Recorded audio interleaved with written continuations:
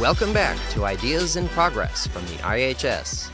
This week, we prepare for another discussion colloquium on classical liberalism in contemporary political philosophy.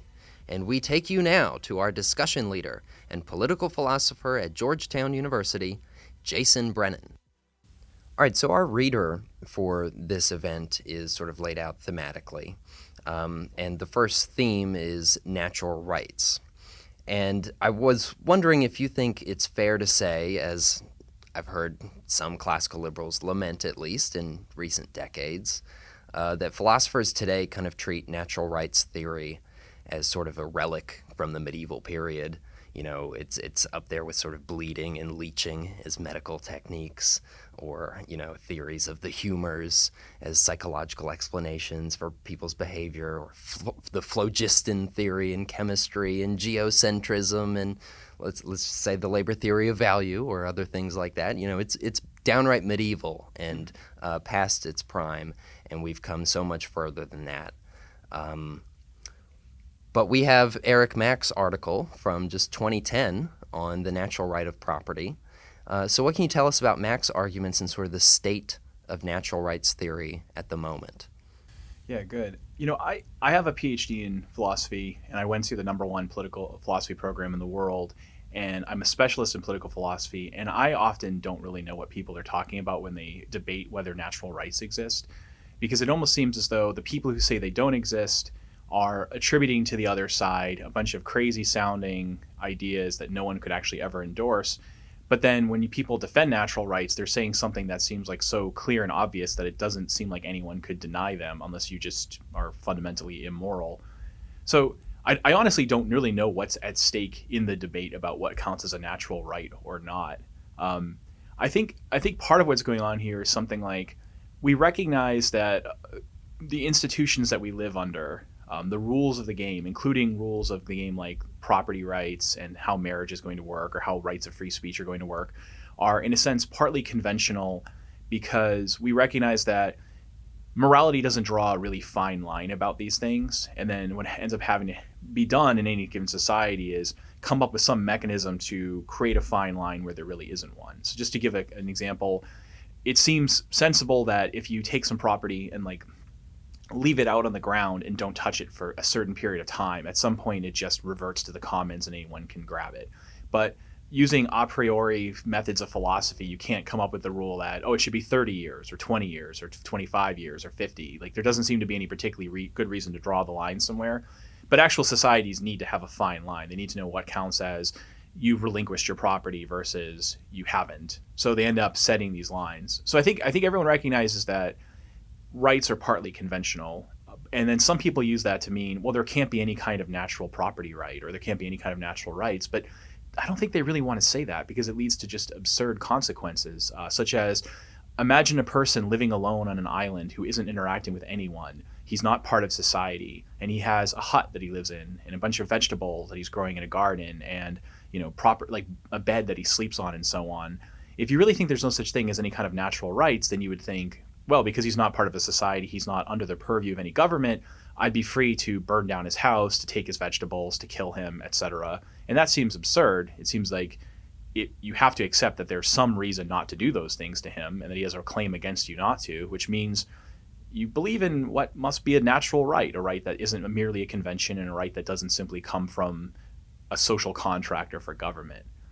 But then when you say that to people who deny natural rights, they go, that's not what I'm talking about. And then I never know they never really clarify.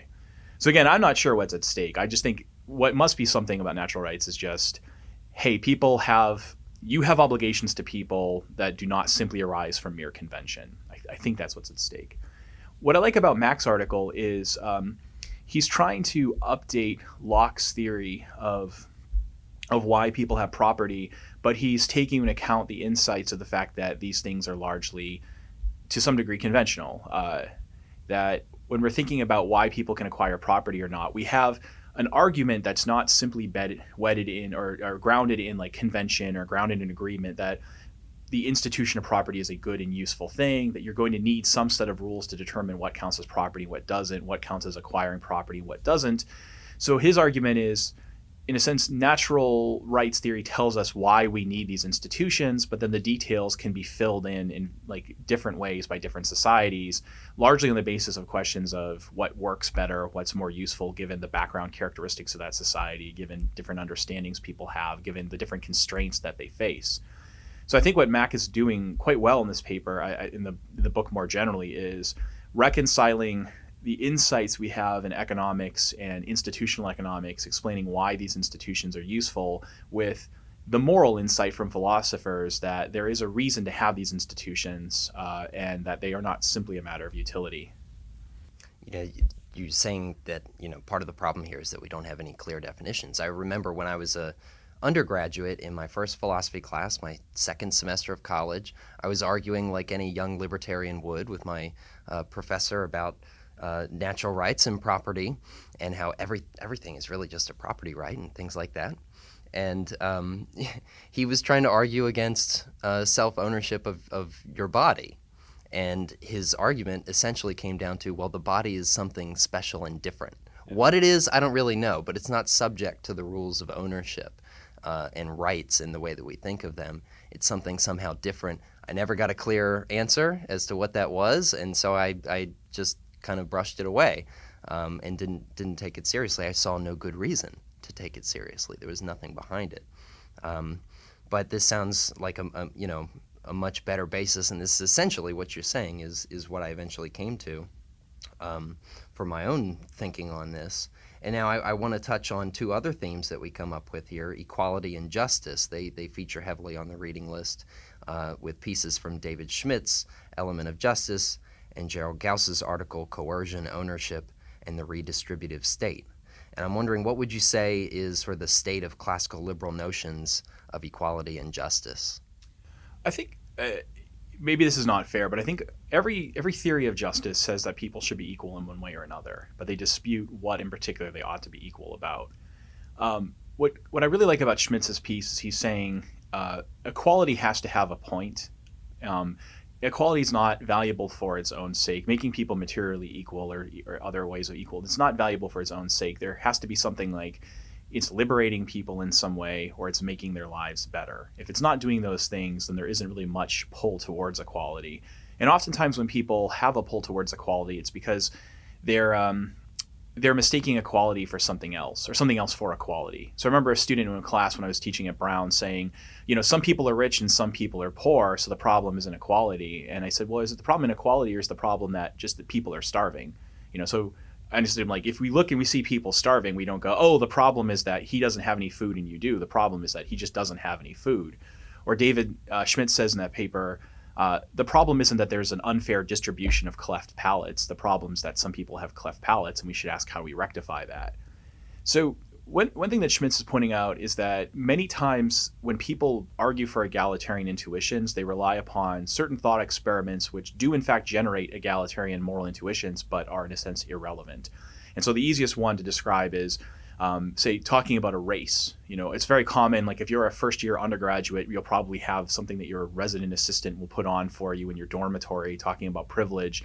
And they'll show a picture of people like running a race together, and one person will have like be on easy street with a conveyor belt, and then another person will have to run, and then another person will have to jump over various obstacles and things that are interfering. And they go, isn't this like how society is? Like we're all running a race, and but we're not starting at equal starting points, and we have different levels of obstacles in our way.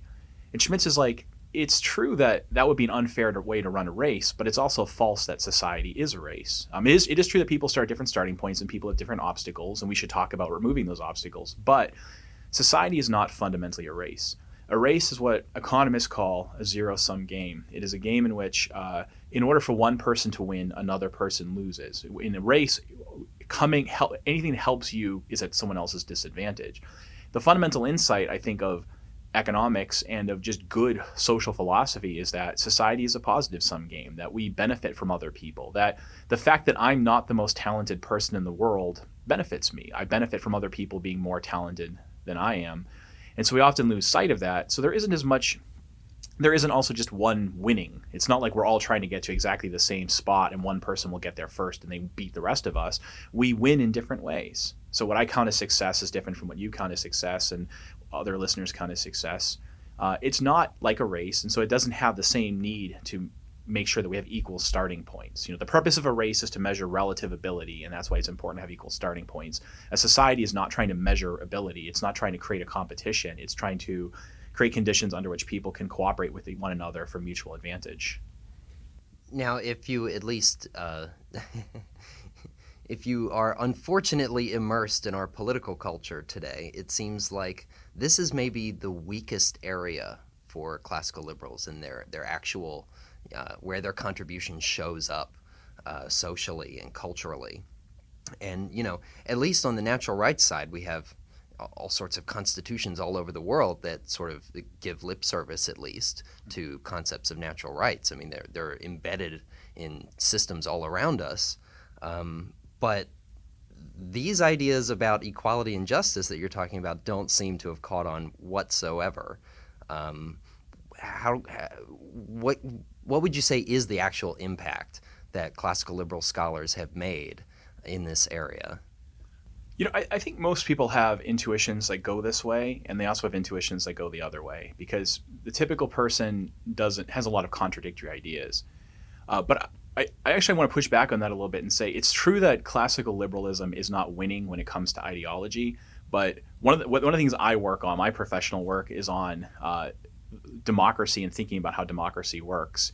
And what's funny about this is that it turns out that basically no ideology is winning very much. So there's this very famous paper published in 1964 by a guy named Philip Converse about mass publics, where he's trying to measure how much ideology do Americans actually have. And since he published that paper, there's been a huge amount of research on this. It turns out this is a pretty good estimate that roughly, like I was just reading a book by Kinder and Calmo about this yesterday called Neither Liberal Nor Conservative. It turns out that maybe 16 out of 100 Americans that actually vote, not including the non-voters, is proficient with ideological concepts, enough to use them in a clear way. And maybe only about 8 out of 16 actually has something we might call an ideology, any kind of not necessarily consistent, but just a clear set of beliefs that persists over time, like for even a few weeks. So it's true that we haven't converted the masses, but for what it's worth, neither has anybody else. They're basically they don't have political philosophies, they don't have very many political beliefs, they don't have stable ideas about politics. So it's more of the question of, for the small number of cognitive elite who actually do form ideologies, how much impact do we have? Now, it seems to me that one area where we have made the most progress, and maybe given that caveat that you just added, maybe I'm wrong, is the area of, let's say, conscience, toleration, and ideas about authority. Because again, I think that the sort of classical liberal spin on those ideas has really proliferated around the world for the last 200-300 years and made profound contributions to societies. And it's kind of hard to deny that, especially when you go sort of outside academia into areas like religious thought and practice. The world is much more open and tolerant today, and even anti-clerical and anti-authority today than it was several hundred years ago. So I'm thinking of figures like Anne Hutchinson in colonial America gets banished from Massachusetts Bay to Rhode Island because she's a lawless antinomian, anarchist type. But over the centuries, despite the persecution against people like her ideas seem to have basically won out in practice. That we don't constantly push and nudge each other around like the Puritans did in Massachusetts Bay. We don't use the state nearly as much as before to crack down on people who simply disagree with us in our religious worldview or other matters of mere opinion.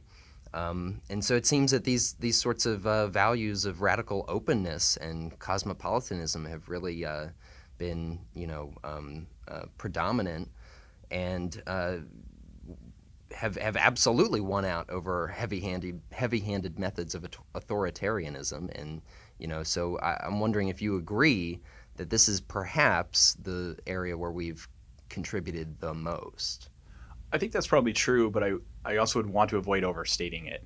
I think it's true that societies in general are more open and tolerant today than they were 300 years ago. I also think it's true that, if I was just looking at like the Heritage Institute's Index of Economic Freedom, and they're talking about measurements over time, in general, the world has more economic freedom on average today than it did 25 years ago, and so on. So there's ways in which these ideas are winning, even if they're not dominant. But keep in mind, China is a autocratic, repressive regime where there's no acceptance of free speech. You're not allowed to criticize the government. You have large swaths of the world where people still believe that you should be executed or punished severely for espousing the wrong religion or for mocking or saying things that are heretical about their religion. Even today in the United States, this is true of the right and the left, but I'll pick on the left. Why not? The very left-wing people who 50 years ago were saying one of the horrible things about capitalism is that you could be fired for not sharing the beliefs of your employer. Those same people are pushing hard to dig up people's old Facebook posts and tweets and look for their beliefs and trying to get them fired from their jobs for saying things that they disagree with. I think the puritanical spirit of intolerance is alive and well in the US. I think it's actually on the upswing right now rather than on the downswing. You go on social media today, go and read news stories, and you'll see people trying to find cases where other people disagree with them about some issue of justice and so on, and they'll try to ruin their lives. So I think the difference is when I think the average person today reads something like the Scarlet Letter, what they do is they think, oh, well, the problem with the Scarlet Letter is that, having premarital sex or extramarital sex in this case where like her husband's gone, that's fine. So that's why she shouldn't be made to wear the Scarlet Letter. They're not actually opposed to the idea of like putting someone up on a stage and mocking them and criticizing them and ruining their lives. They just don't want to mock them and criticize and ruin their lives for that particular reason. They want it to be, because you ate at Chick-fil-A, or because you said something mean about police officers, or because, you like made a gay joke in 1992. Then they want to ruin and destroy your life. So I think Americans love Puritanism. They love outrage. They can't wait to consume it. And both people on the left and right are doing this in great deal. What kinds of things should warrant ruining one's life? Well, here's kind of the dilemma here. I can see why you would think, like, if I find out that you're secretly a Nazi, like, maybe I shouldn't be your friend, and maybe I don't want to hire you, and so on. But I think there's a sort of principled reason for just accepting other people's bad behavior in a modern society, where we think at the end of the day we're bad judges of character. We have a tendency to like consume outrage as a way of enhancing our own status, and there's something very seductive about that. Being able to be better than other people leads to a kind of arms race of anger and intolerance and fighting. It leads to people segregating themselves and separating themselves by whatever group they belong to, and ultimately leads to a kind of in the worst case scenario, it can lead to various sorts of civil war. I don't think it's going to happen now, but it used to in the past. So I think there's a kind of instrumentalist reason for tolerating what is actually immoral beliefs from others. So I'm not saying that these beliefs are immoral. If I learned about you that you secretly think that I'm a mass murderer, I think you owe it to me not to believe that about me. But nevertheless, I don't think that means I should try to get you fired from working here. I think we just have to sort of accept this. And overall, when people just kind of have this attitude that it's not important to me that other people think the right way about me or have the right beliefs, that we can still work together, I think that tends to lead to more open-mindedness and change over time that's better and more productive. But now usually in the normal context for this is social media. And, there's the sort of standard classical liberal refrain that, well, these are private organizations. It's not as though this is an issue of the government cracking down on people's free speech. This is a company choosing how they want to deploy their property, and people choosing who they want to be networked with, and universities choosing their affiliation. I don't necessarily see those let's say the deplatforming crisis or the free speech crisis on college campus. I don't necessarily see those as challenges to openness, because they're still usually examples of people freely choosing their behavior in a way that they have every right to. I think you're right, but I think, not to be mean, I think it's sort of missing the point or beside the point. Because I think oftentimes when classical liberals think about this, they ask the question, what is within my rights? And if you're any sort of liberal at all, I don't mean just classical liberal, but any kind of liberal at all, then you believe that human beings have the right to do wrong. So here are things that are within my rights. I can call my mom right now and say, hey, mom, I'm never going to let you see your grandkids again while I'm their parent, while they're children, just for the hell of it, just to like make a point on a podcast. Just to mess with her. Yeah, I have the right to join the Nazi party. I have the right to write a book talking about why everyone should be put in a pain amplifier for all eternity. I have the right to just do all sorts of awful and evil things that are permissible. They're within my rights, meaning the government should not interfere with me or harm me for doing it. But it might still be the wrong thing to do, and it might still be highly counterproductive. So there's a nice book coming out called Moral Grandstanding by Justin Tosi and Brandon Warmke, and it's all about what's happening. I mean, it's not just a reaction to social media, but it describes this sort of behavior where we all have a very strong incentive to show that we're better than other people, and the way that we do that is by finding possible sources of outrage, looking for every little possible thing to try to have ever more extreme and stronger beliefs than others, to speak as loudly as we can. And this kind of behavior that you see is dysfunctional. It's culturally dysfunctional. It reduces opportunities for cooperation. It creates conflict where there didn't need to be. It actually causes people to become more extreme in their positions, in part because they feel like, I'm going to be ostracized anyway. I might as well, like, you know, if you're going to call me an evil person anyways, I might as well just adopt these evil beliefs and hang out with the evildoers. So it might very well, all this stuff might very well be within people's rights, but that doesn't mean it's not regrettable or it's not dysfunctional. And, you know, John Stuart Mill, if you ever read like the classic book on free speech, On Liberty, he's very clear about the consequentialist argument for free speech is not simply an argument about why the government should refrain from censoring people. He's very clear that it's an argument about why having a social system in which people are censorious busybodies continuously judging each other is bad for society and bad for us. It might be within their rights, but it sucks. No, I mean, I agree with that. I think that's accurate. But it makes me think the primary party to blame still is the person who originally had reprehensible ideas. And too often, I just hate to hear people in our community get wrapped up in what sounds very much like victim blaming, because if you'll forgive me, they do sort of what you did 20 minutes ago or so now and say, well, let's pick on the left because they're sort of fun targets, when meanwhile, usually, or at least in our own current context, it seems to be people sort of on the right with deeply traditional views who actually seem fairly ugly in terms of their values, and then provoke an ugly response on the part of the left, and, you know, their own nastier values come out into play. And I mean, I think there's plenty of blame to go around on all sides. Let's not get that equation wrong.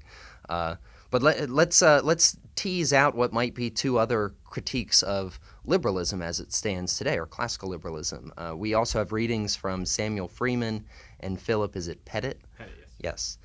So can you lay out their arguments and sort of give us an assessment? Yeah, Pettit's an interesting guy, and I've made this critique of him before in print.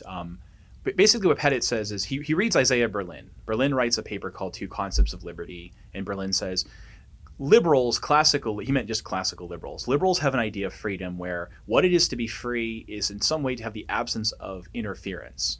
Exactly what kind of interference is debated between one liberal or another. So Hobbes, you know, who's a sort of a proto-liberal despite advocating Leviathan, he still has a liberal kind of conception of government that just goes the wrong way. Hobbes says any interference with you counts as an impingement of freedom. Someone like Locke would say any interference with what your rights counts as an interference, like stopping your freedom. There's a debate about that, but the basic conception is the absence of certain kinds of interference is what equals freedom. So Pettit says, quite rightly, he's right about this, that can't quite be right. Here's a counterexample to that conception of freedom. Imagine I own you as a slave, but I'm a really nice slave master. So I could continually interfere with your freedom with impunity, but because I'm such a nice slave master, I never actually give you any orders at all, and I allow you to just live however you please. So you live a life that's identical to someone who is actually free, but you're a slave. Pettit says, we wouldn't call that person free. Like, they're more free than other slaves, but they're not properly free because someone has the power to interfere with them with impunity.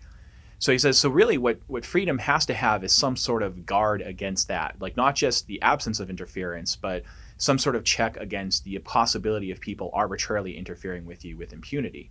So that sounds right to me. I'm not sure if that's a critique of liberalism, unlike Pettit, because I think if you go and carefully read other liberals like Locke and so on, they've basically already said that. And I think it just comes down to like maybe Berlin, when he was trying to explain what liberals think, was wrong. Like he made a mistake.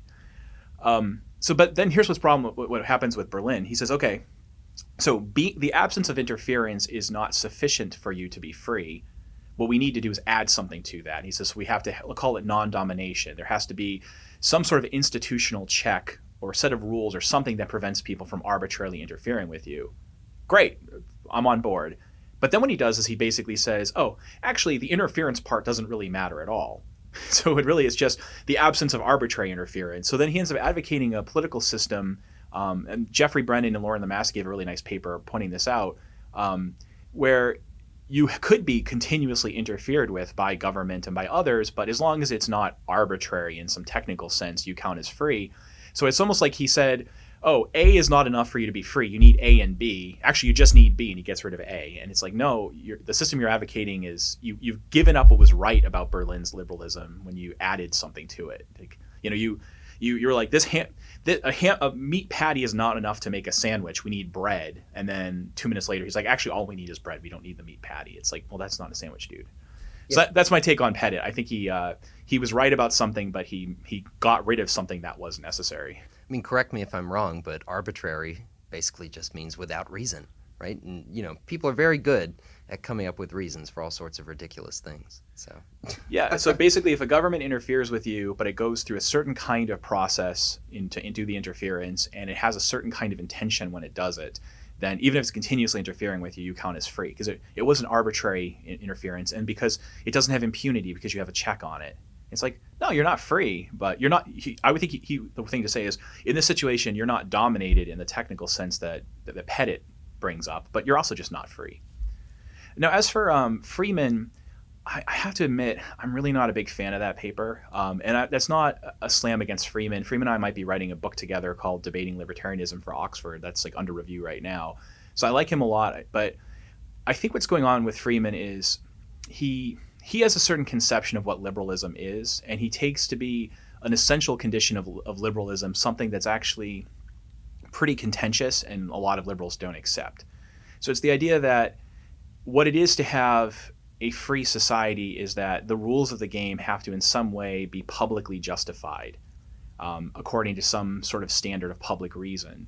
And this is a thing that he got from Rawls. It's a certain kind of ideological movement that, like Jerry Gauss belongs to it, called public reason liberalism, where they say, okay, a government is going to be liberal, it's going to be legitimate and authoritative if and only if, in some way, the rules of the game are justified according to some standard of public reason, where all reasonable people subject to it can be, like the rules can be justified to them according to their own lights. And exactly how you interpret that is up for debate. If you get 7 or 8 public reason, if you get 8 public reason liberals in a room, you'll get 16 conceptions of public reason liberalism.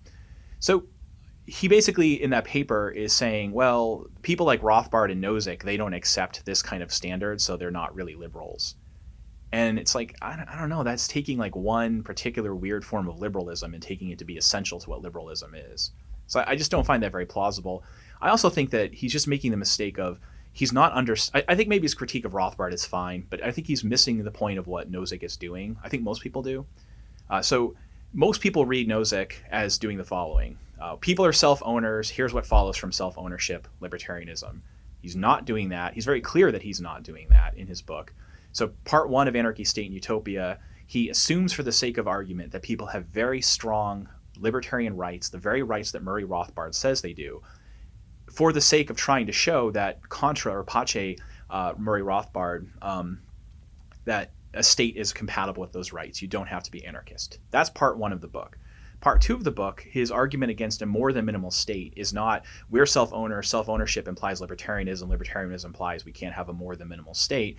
Instead, it's here's a bunch of arguments for the more than minimal state, and I'm going to show that they just fail on their own terms. And one of my most common ways of showing that they fail will be to say to the left liberal, you say that this principle is a reason for interfering with economic liberty. That very same principle seems to be equally valid as a reason to interfere with personal liberty, which you, the left liberal, wouldn't want to do when you wouldn't think that principle works there. So you need to give me another principle that explains why you're treating personal and economic liberty differently, and then they never do. And then part 3 does something else. And in this reading of Nozick, not only is it fair to him because the word self-ownership appears only once in his entire book on page 172, where he attributes it to somebody else. He doesn't even necessarily endorse it. But also, this controversial reading of Nozick is literally what he tells you to do in the preface of the book. I think it's like page 11 in Roman numerals in the preface. He's like, here's what I'm doing in the book. So my reading of him is just taking him at his word. It makes sense of his book more. So I think Freeman spends a lot of time critiquing self-ownership conceptions, critiquing the theory of bargaining and stuff that's going on in part 1 of Nozick's book. But that's not because it's Nozick's own view. It's because he's trying to show that if you accept Rothbard's view, it doesn't lead to the conclusions that Rothbard thinks. So to a certain degree, I think it's like Freeman's paper is defending a weird version of liberalism that not all liberals have to accept. It's not essential to liberalism. Plus, it's, I think, strawmanning Nozick. So I'm not really a big fan of that paper. Yeah, the historian in me immediately revolts against the description you gave there because, classical liberalism is nothing if not a gigantic tent that is very old and busted up in some corners by now, but it's very well trodden. I mean, there are lots and lots of different flavors out there. It seems sort of odd to me to even have that impulse of defining some people out who are clearly in. For what it's worth, Jerry Cohen, the great Marxist philosopher, he thought that self-ownership was essential to what it is to be a liberal. He said every liberal accepts a self-ownership thesis. And I think he's right about that. I think it just plays a different role in arguments than people realize. So your professor that you mentioned earlier who said, I don't believe in self-ownership, yes, he does. Unless he's literally like a complete authoritarian fascist. Yeah. Because he's misunderstanding what ownership is. Ownership is a bundle of control rights, and how we own things varies from thing to thing. I own my car differently than the way I own this jacket, which I own differently from the way I own a dog. So what exactly ownership amounts to is going to vary from object to object, but it includes a right to exclude, a right to certain controls, rights to compensation, and so on. In some cases, the right to destroy, in some cases, the right to alter, in some cases, the right to sell or rent, and so on. The difference between Rawls and Nozick and your professor is not whether they believe in self-ownership, it's what they think the ownership right you have over your body amounts to. But if they actually reject the idea of ownership, then they have to think that you actually don't have any of these rights over your body. So the point of that is not to say that this helps libertarianism in any way. I don't think it does, but self-ownership, I think, is a conclusion. It's not a starting point. It's when if I'm debating Rawls on what I think a just society is, we're both going to end up with a conception of human beings that amounts to self-ownership at the end. But the thing we're debating is just why we own ourselves in the particular way we own ourselves and what those rights amount to. Our greatest thanks to Professor Brennan for joining us on the show. Check back in next week for the exciting conclusion to our latest Ideas in Progress.